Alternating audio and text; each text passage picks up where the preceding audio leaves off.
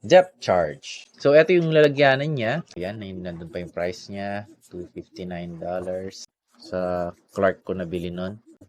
Chinese yung nakalagay dito.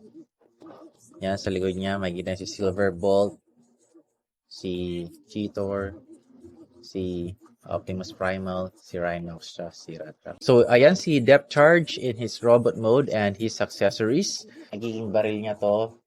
And doon sa lalagyan, eto yung tail niya na nadetach kasi sobrang haba.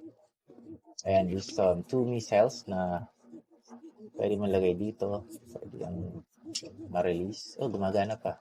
Ayan. So, ganun siya. Gumagana. Also, this somewhat like serves as an observer, an accessory on his robot mode. And also his tail.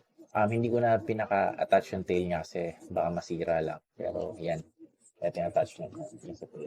So, just a quick overview of his background, personality, history, and character.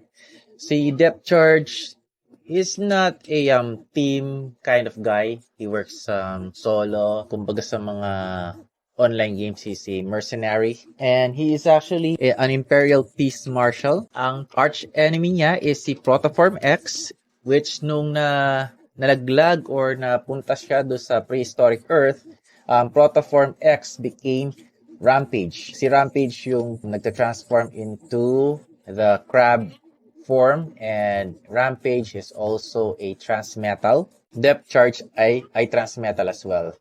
And just like other transmetal forms, meron silang third form, which is somewhat like a vehicle form. And his vehicle form is actually similar to his spaceship as well. Pakita ko muna ang itsura niya pag nasa manta ray form siya. So, yan yung top portion, front portion, side, bottom. And yeah, almost perfect. So, let's go ahead and transform Depth Charge in his alternate vehicle mode. Then,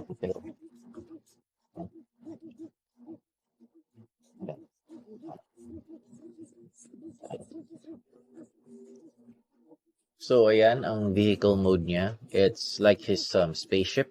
I-extend mo lang itong wings niya. Pwede mo actually itong ilapit ng konti papunta rito. Nasa inyo, preference nyo kung gusto nyo nakalapit or medyo malayo.